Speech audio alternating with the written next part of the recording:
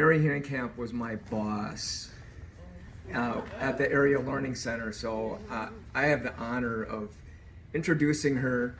And before I start, I mean, was I the only one on Wednesday night at Mary's kickoff party that sensed pretty cranked up energy? I mean, those of you who are here, anybody sense that? Yeah, I think we all did. Yeah. I was a candidate in 2018. I didn't get that kind of energy until August.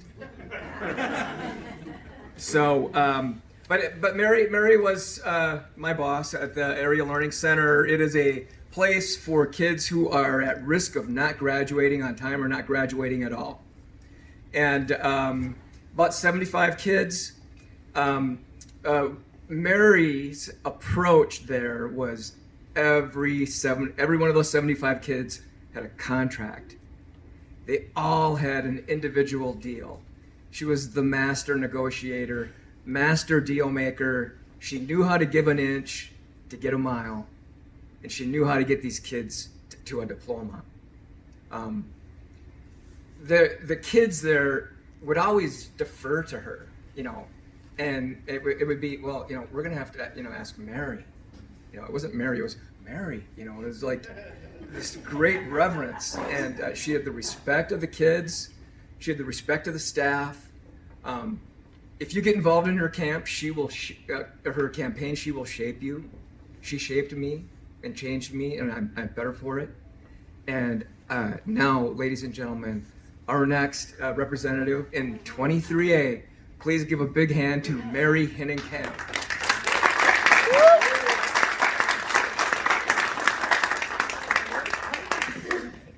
Oh, Terry, that was very nice. Okay, I am Mary Hinnenkamp, and I am running for the 23A seat to represent this area in St. Paul. So a little bit about myself first. I grew up in a dairy farm, big family, 11 kids, and I learned very early the value of hard work. The first thing we would do in the spring is we would pick rocks. And if any of you have ever picked rocks, yeah? Okay, it's hard, you get sunburned, but this is how it worked in my family. So there would be a wagon, it would be slowly pulled with a tractor, and there would be two brothers on this side picking rocks, moving forward with their pails, and two brothers on this side, because I had 8 older brothers, but my job was to pick behind the wagon. I had a little pail, and I'd pick behind the wagon, and I would throw it in.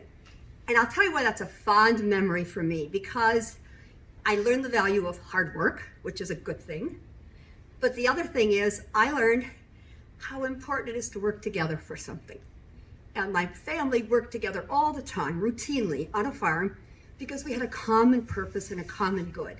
And that common purpose was the farm, because the farm was everything. The farm was the livelihood. So, that's my story. Graduate from Melrose High School, graduate from St. Cloud State College with a degree in teaching English.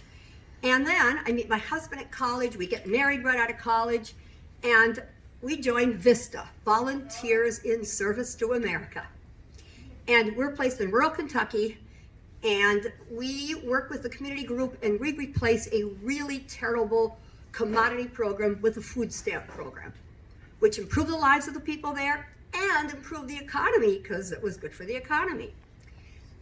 We then work in different group home programs as counselors in the Bronx, in Washington, D.C., and in Chicago.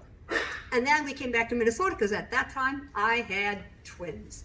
And so I came back, and my husband got a job at Legal Services where he worked for 42 years until he retired recently. And I worked at the Area Learning Center, just what Terry was talking about. And I was the English teacher and I was the director. And during the time that I was there, we got almost 750 kids graduated that might not have graduated if it weren't for us. So that's kind of the highlight of kind of my life. But why am I running? And I'll tell you, there's a couple of reasons. One is, I've heard people talk today about democracy, and I think democracy is definitely under fire around the world and in our country. And I think the heart of democracy is that people vote, but it's also people have to be ready to run. And sometimes you just have to be able to do it and say, I can do this, I will do this. And so I did. So that's the first kind of overarching. But I do care about a lot of issues, and I care about education. It's been my whole life. And I look at what the Democrats are trying to do in the House in Minnesota. It's wonderful. They want to have increased investments in preschool education. So smart. Increase investment in K-12 education because they've taken a real hit. It's been teachers doing more with less. And we look at post-secondary. There's a proposal in the Minnesota House to give free community college for 1 year so that kids cannot be afraid of debt and go on to college. Good for kids, good for the community, good for the economy, good for everybody, good for the college. Why wouldn't we do that? But that's the Democrats. And then, of course, there's a proposal going forward about K-12 special ed education. And what happens is we're mandated to provide special ed, and we should. Kids learn differently, and we need to be able to help kids. But at the same time, we're taking money out of the budget to pay for that because it's not funded. And if we funded that, that would help schools. So the Democrats have this idea that we've got $9 billion kind of in the bank, a projected budget, $9 billion. And the Democrats want to spend about $1 billion of that on education. Makes sense to me. I support that. The Republicans, on the other hand, want to give a permanent tax break to the wealthy, the people who really don't need it. And I don't like that. I would never vote for that. So when you look at what we are doing, I look at that money as an investment money. If I got money in the bank and my house is crumbling, that's not a surplus. That's an investment money. And we've got some things that are crumbling. We need to invest. Okay, and then I care about working families issues, and that can mean seniors aging in place to having a living wage and everything in between. I care about that, and I care about the environment. I'm a mother of 3, I'm a grandmother of 3, and I think what we're doing is unforgivable. And we need to do something, and it's a big problem, and we need bold action. And we've got one party that says it's not happening, and then we have our party that says, well, how about renewable energy? How about electric cars and infrastructure? How about helping farmers by giving them incentives to plant things other than corn and soybeans? We can do this. This is southern Minnesota. We can do this. So I'm just going to end with one little story. You may think that Peggy Bennett and I are a lot alike. In some ways we are. She's an older white woman. I'm an older white woman. We're both retired teachers. She was a teacher of the year. You know what? I was teacher of the year.